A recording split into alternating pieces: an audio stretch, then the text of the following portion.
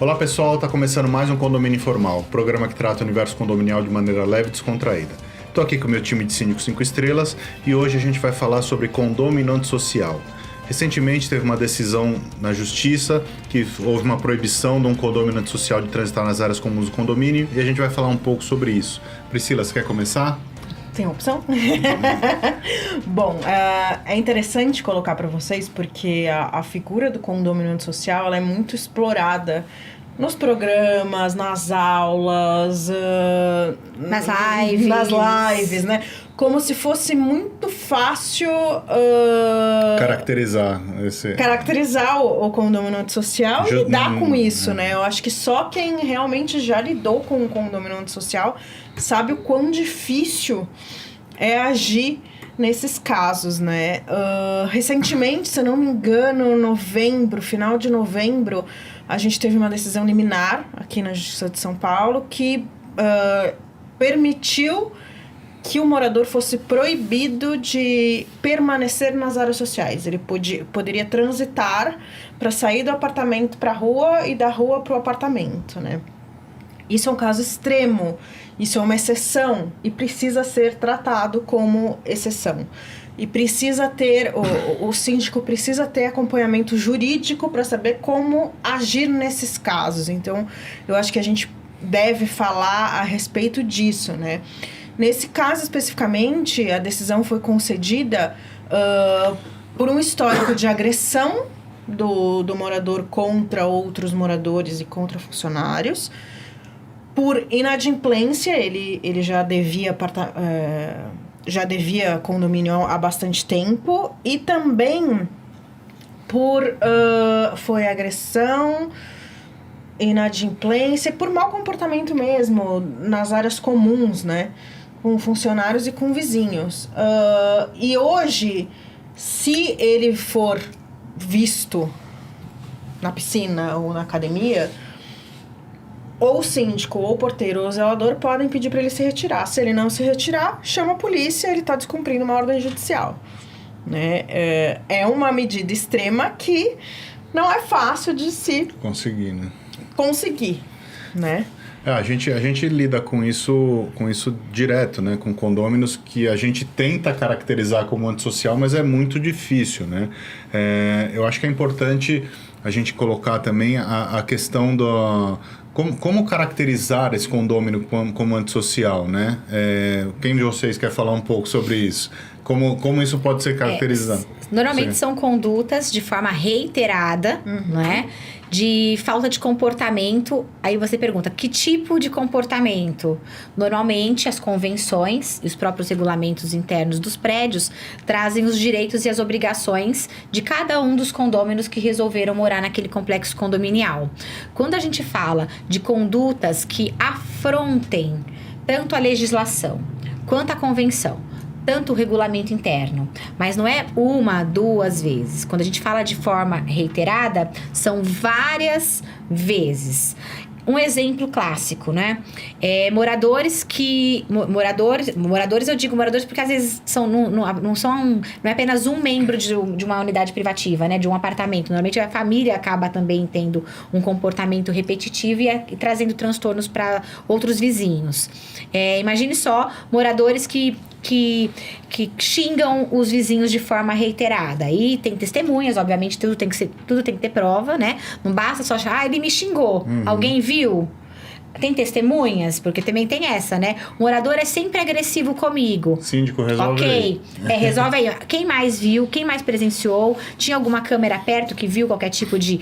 por exemplo, pegar no braço, né? Que acontece, chacoalhar o outro, enfim. Tem que ter prova. Então, assim, o morador xinga o outro de forma reiterada. Tem várias provas, por exemplo, faxineiros estão passando e estão verificando. Consegue fazer por escrito, tomar nota por escrito de que ele presenciou, anotar o RG, o nome, e aí o condomínio vai se munindo de outras provas a respeito daquela determinada pessoa.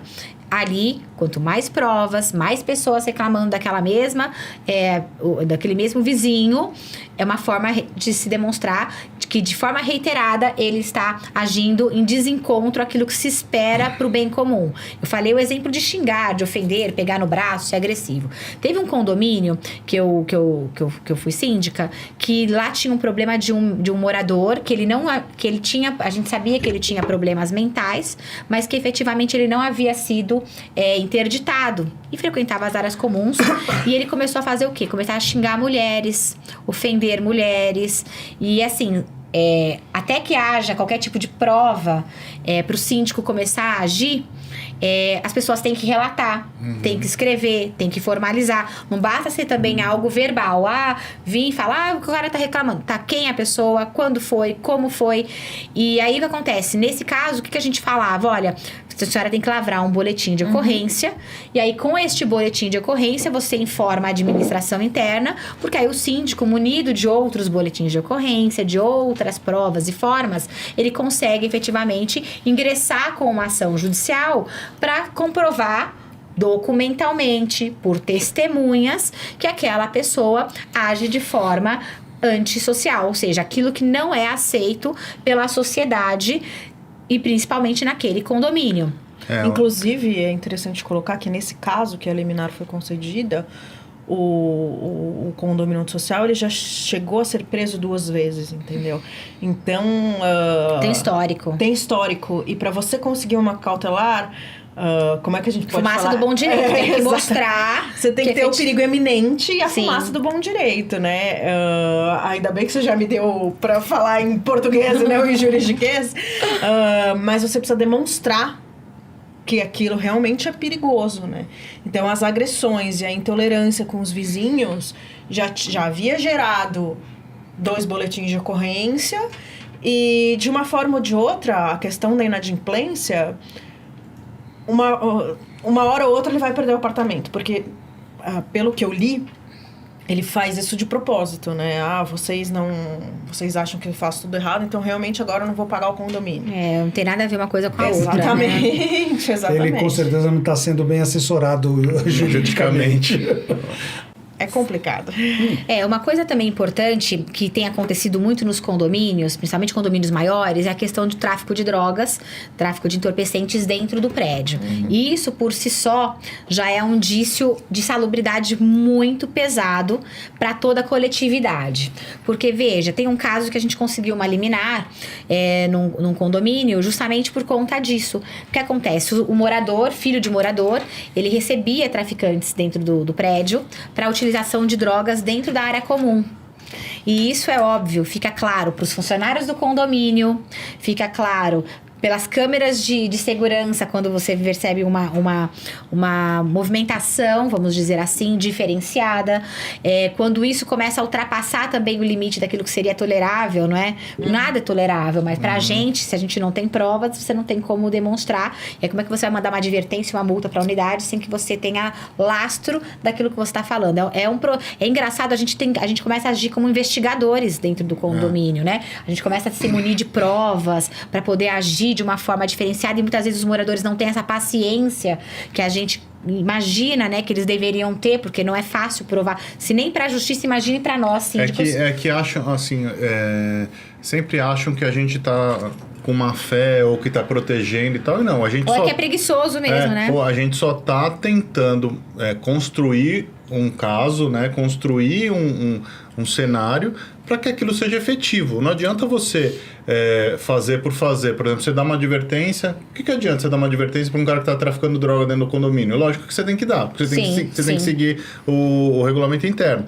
Mas qual a efetividade disso? Só um detalhe, você tem que dar advertência não pelo tráfico de drogas, mas por alguma outra coisa. Sim. Porque, a não ser que você tenha como comprovar que aquilo ali é realmente algum... E se você tem como comprovar, você tem que chamar a polícia. Porque exato. é um crime, né? Então, mas... nesse caso específico, a autoridade policial, ela foi acionada todas as vezes. Só que quando a polícia chega, o cara já ouve o barulho, já ou vai se esconde na própria unidade privativa do morador, ou vai de outro, porque não é um caso, né? Acaba tendo uma rede, que eu falo, uma rede de pessoas ali com a mesma intenção. Não, às vezes você não consegue. Se nem a polícia consegue prender um cara, como é que você vai conseguir? Vai falar o quê pros funcionários? Tranquem todos os portões, ninguém entra e ninguém sai, quando você efetivamente não pegou a materialidade, porque sem materialidade não tem crime. Já pediram pra eu fazer isso. Trancar o portão pra não deixar a pessoa sair. Aí chega lá, o cara já deixou, já jogou no jardim, já jogou a prova material, ainda você passa o quê? Passa a ser o vilão. Nesse né? tipo de situação de drogas, eu já vivenciei isso, inclusive no condomínio que eu moro, e aquilo que a gente adotou foi muito simples. As câmeras são muito boas nesse sentido de tentar evitar essa situação. De que forma? Esse tipo de procedimento, né, de comportamento, normalmente esse pessoal escolhe um lugar mais distante, mais ermo, para poder fazer uso do entorpecente. Então, primeiro ponto é detectar qual é o lugar que recorrentemente eles usam e garantir que ali você consiga instalar câmeras o mais rápido possível. Ato contínuo, a gente soltou um comunicado na época que vieram assinados por seis grupos. A empresa de segurança, a assessoria jurídica, o corpo diretivo, a administradora, teve mais 2. O próprio síndico. Não, o síndico fez parte só da também. Limpeza, né? Enfim, nós assinamos uma carta conjunta, divulgamos a todos os moradores, deixando bem claro que esta situação estava acontecendo e que caso viesse a ocorrer e o condomínio tivesse como intervir, todas as providências do âmbito policial seriam tomadas. Perfeito. Dito e feito, a coisa meio que sumiu, desapareceu, até que tipo uns 4, 5 meses depois voltou a acontecer um caso. E ali a gente tinha deixado bem claro o seguinte, que caso viesse a ocorrer de novo, a gente chamaria a polícia, e assim foi feito. E assim foi feito. Porque a pior coisa que você pode fazer numa hora dessa é alertar e depois não cumprir. E não fazer. Aí você perde credibilidade. É exatamente isso que eu falo para os corpos diretivos. Bom, resultado da brincadeira. Um jovem adolescente, menor de idade, foi chamado à polícia. A polícia constatou, ele estava com maconha, no caso, uma trouxinha de maconha. Foi levado para o DP. Na verdade, ele foi levado junto com o pai, porque a polícia, na hora ele entrou em contato com o pai já veio correndo, enfim, foram encaminhados para o DP, foi feito lá lavraram o boletim e tudo mais, enfim. O condomínio deixou bem claro o seguinte: nós não vamos tolerar esse tipo de comportamento. Mas um ponto que vocês levantaram é muito importante. Você tem que ter realmente a constatação, a prova de que aquilo ali é um entorpecente. Até para isso não virar conta. E não é só isso. Olha, uma coisa importante. Eu vejo que muitos síndicos fazem advertências verbais e não fazem advertências por escrito. Um indício... E um dos maiores indícios, a bem da verdade, dentro dos prédios, começam com uma advertência. Porque lembra, tudo cresce. Dentro do prédio nada começa assim, já começou a ferver. Não, começa. A pessoa, quando ela já tem um comportamento que não é um comportamento adequado, até para se tornar um condômino antissocial, porque veja, aqui nós estamos falando três situações para esse caso desse condômino, né? Até questão de inadimplência, o cara não paga de propósito para poder mostrar que, né, é uma afronta ao sistema. O cara é um caos perfeito. Exatamente. Né? A gente começa com uma advertência. Porque quando o jurídico ele vem e fala o seguinte: nós agora vamos ingressar com uma ação judicial em face daquela unidade privativa por mostrar a caracterização de um condomínio antissocial. Por favor, nos encaminhe todo o histórico da unidade privativa com aquelas pessoas residindo ali. A gente vai puxar desde a primeira advertência. Aí quando você vai puxando a primeira advertência, normalmente, vem a advertência, vem a segunda, aí já vem uma multa, aí já vem um outro comportamento, porque a pessoa, quando ela não se adapta, né, ao sistema, ao condomínio, ela já tem um histórico sujo. Ela já vem com um monte de outras situações. Acho que a gente até pode colocar, não sei se a gente já falou em programas anteriores, mas houve um caso, não me lembro onde, que um morador tinha levado uma multa, vamos pôr uma multa de R$1.000. Ele já foi lá e depositou 20 mil para Pernambuco. Eu Tipo, ó, tá aqui, ó. Vou fazer de Pras novo, próximas. vou... Entendeu? Então, assim... É uma afronta. Exatamente. É uma afronta. Isso que você falou, eu vi, isso foi divulgado em alguns grupos de condomínio e eu, na época, comentei com alguns conhecidos, eu falei, olha, esse tipo de exposição, esse rapaz vai sentir o tamanho da encrenca que ele se meteu depois que acontecer a judicialização desse caso, né? Mas exatamente, ele pode até achar num primeiro momento de que, eu sou... Foi engraçadão, né? Eu sou engraçadão, vou lá e deposito 20 mil, a multa, o condomínio já tinha aplicado a multa, ele foi lá e depositou 20 mil 20 antecipadamente como se fosse e falou, olha, cala a boca. isso. Bom, não precisa dizer, né, que a hora que isso bater num juiz e o juiz vê que o cara foi arrogante nesse ponto, isso depõe contra ele. Mas só deixa eu concluir um ponto que eu acho importante com relação ao antissocial. Nós já tivemos, apesar de ser realmente uma situação bastante rara, né, no judiciário, nós já tivemos caso no passado, se eu não me engano foi no Rio Grande do Sul, que um juiz determinou que o morador não poderia mais continuar residindo no prédio. E ele teve que sair dali. Então... Rio Grande do Sul, né? Não, mas, de novo, isso pra gente, levando em conta aquilo que nós comentamos num programa passado aí sobre violência nos condomínios, isso pra mim serve para corroborar, e inclusive para quem está nos assistindo, sejam síndicos ou sejam condôminos, o cuidado que as pessoas têm que começar a ter com algumas ações, algumas atitudes, alguns comportamentos que tomam dentro do seu condomínio. Até preciso me explicar, porque eu falei Rio Grande do Sul. Eu ia pedir para você falar, por quê? Porque o Rio Grande do Sul ele é à frente do seu tempo em relação a decisões judiciais que corroboram com o que está acontecendo na sociedade. Por que eu tô te falando isso? Aqui em São Paulo, a gente já se deparou há um tempo atrás com casos em que o morador de um prédio de alto luxo, apartamento de 5 milhões, 6 milhões, tomou uma multa por barulho, simplesmente decidiu que outros 10 amigos iam morar com ele no apartamento e fazia festa todos os dias. E pagava multa e ninguém conseguia tirar ele de lá. Por quê? Porque o juiz da vara não entendia que poderia tirar o direito de propriedade por conta do que ele vinha fazendo. Então, isso tem um tempo, se eu não me engano, quase 8, 9 anos mais ou menos. Não vou saber precisar para vocês, mas é um absurdo. O apartamento de baixo, eu conheço a pessoa que morava nesse apartamento de baixo. Ela teve que sair. Porque ela não aguentava mais, ela não dormia, ela tinha um filho pequeno. O cara realmente levava os amigos pra piscina de terça à tarde e virava aquela bagunça, entendeu? Não é porque era um condomínio de alto luxo que isso deveria ser feito em qualquer condomínio. Exatamente. Você precisa seguir regras, as regras precisam ser seguidas. E o direito coletivo deve se sobrepor ao direito individual, independente da propriedade. Então, é assim... tô falando grego, né? Mas é uma discussão que os juízes precisam pensar e ela precisa ser amadurecida.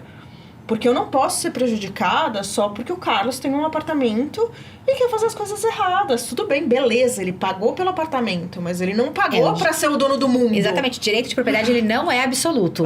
Eu vejo advogados aí falando assim, o direito de propriedade é absoluto. Não. E veja, quando tem uma decisão que tira o direito do morador, do condômino, residir naquele imóvel, existem todos os outros verbos que estão à disposição dele. Pode alugar, emprestar, vender, ele pode fazer o que ele quiser, mas ele só não vai efetivamente morar naquele lugar porque ele não sabe, ele extrapola o uso, né? Ele extrapola aquilo. Eu acho muito válido, inclusive, essas decisões mais, que eu digo, mais modernas, né? Justamente para colocar um limite na questão de moradores que pensam que podem fazer tudo o que eles bem quiserem quando eles decidem viver em condomínio, com propriedade. Porque, querendo ou não, a área comum é isso. É você, todo mundo ele é proprietário, cada um tem a sua fração ideal daquela área. Eu não posso extrapolar isso. Porque dentro do apartamento eu faço o que eu bem quiser. Não, você não vai fazer o que você bem quiser. É o exemplo, por exemplo, dos casos dos 3 S's. Salubridade, segurança e sossego. Dentro da minha unidade eu posso fazer o que eu bem quiser. Desde que eu, proprietário, não extrapole para o meu vizinho. Eu posso fumar dentro da minha unidade privativa. Desde que né? Eu posso fazer o que eu quiser dentro da segurança do meu unidade privativa. Desde que... Então, assim, tem limites. Não é absoluto. Eu quero fazer uma pergunta para provocar as nossas 2 advogadas na bancada. Numa situação dessas, que você comentou agora há pouco, Priscila, de que o rapaz resolveu morar com mais 10 amigos dentro do apartamento, fazia festas todas as noites, tal. Numa situação dessa, em que o condomínio, partindo do princípio que o condomínio já aplicou 1, 2, 3 multas, enfim, vocês entendem que seria o caso do síndico chamar a polícia numa mas a polícia era chamada. A polícia era chamada, a ação foi proposta, o juiz não entendeu que poderia tirar esse direito de propriedade. É por isso que eu tô falando. A ideia dele, ele é um idealista. Ele é conservador, o juiz foi muito conservador nesse caso. Mas existem recursos que você não pode... Não conseguiram. Naquela oportunidade, porque já faz tempo, né? E assim, condomínio não é tão bola da vez como é agora, né? É por isso que a gente precisa evoluir. Então, essa decisão que a gente comentou no começo, ela é muito importante pela evolução. Eu tenho minhas dúvidas se esse juiz que entendeu que não era o caso... Não mora em apartamento. Não só não mora em apartamento. Eu tenho minhas dúvidas se esse rapaz, esse condômino, vivesse em cima da cabeça dele, se ele teria o mesmo pensamento. Mas é porque ele não é empático. Assim, normalmente as pessoas muito radicais, conservadoras, elas não têm muita empatia. Não sei se vocês já perceberam, não é uma questão assim absoluta, mas normalmente a gente não vê empatia em radicalismos, né? É como eu quero e é como é e acabou. Esse caso, obviamente, já faz algum tempo e é óbvio também que tudo melhorou nas questões de condomínios, não nos comportamentos, que eu acho que piorou muito, mas com relação às demandas judiciais no que se refere às questões condominiais, ela melhorou tão consideravelmente que hoje você vê inúmeros advogados que se denominam advogados condominialistas. Quando, na verdade, antes era tudo assim, é só advogado civilista, processo civil. Pouquíssimo se ouvia falar sobre advogados condominialistas. E detalhe, quando falavam, as pessoas falavam assim, o que é isso mesmo? E você ouve ainda advogados civilistas e que aqueles também que se denominam especialistas em condomínios, que não sabem nem o que estão falando. Entendeu? É interessante colocar aqui que se você síndico, se você membro do conselho tiver esse problema, procure alguém especialista em condomínios. Sim. Porque você não vai no cardiologista para operar o fígado. Você não vai no oculista para operar o coração. Oftalmologista, desculpa. Para operar o coração. Então, procure um advogado especialista em condomínios, que eu acho que também foi uma falha desse condomínio. O cidadão era defendido por um hoje muito grande escritório de direito condominial e o condomínio estava com uma banca muito famosa, mas não especialista em condomínio. Gente, está acabando o nosso tempo. Eu acho que de tudo que vocês falaram, o que a gente pode tirar aqui é o seguinte. Temos que discutir isso, colocar na mesa, divulgar essas informações e colocar isso para debate, né? Como vocês mesmos disseram, o condomínio hoje em dia está numa superexposição que não tinha anteriormente, né? Não tinha essas discussões, não tinha essas ponderações, então eu acho que a gente tem que ser uma voz. A gente tem que trazer isso para que vocês pensem, para que a gente vá mudando a cabeça da sociedade, para que isso se torne uma coisa natural. Que a pessoa que incomoda aquela sociedade, que um condomínio nada mais é do que uma micro-sociedade, uma microcidade, que ele deva ser punido, que ele tenha que ser privado dos direitos. Porque... De forma reiterada, é sempre bom colocar, isso, né? De forma reiterada, não é uma vez. Imagina quantas reclamações a gente vai ter saindo daqui. Exatamente, de forma reiterada, caracterizando o condômino como um condômino social. Então, assim, eu acho que vale sempre a discussão e a gente trazer isso à luz para que todo mundo fique na mesma página. Sim. Espero que vocês tenham gostado do programa. Foi um programa bastante interativo, bastante produtivo. A gente está no Spotify agora. Se você não tem tempo de assistir, você consegue ouvir na academia, no carro, onde você estiver. E se você procurar informação de qualidade, você está no lugar certo. A gente se vê a semana que vem. Abraço.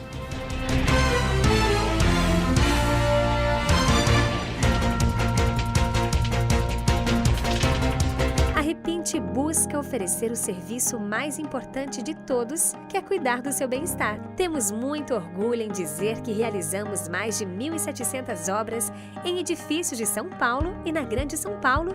Não deixe sua família na mão de qualquer um. Conte com a Repinte.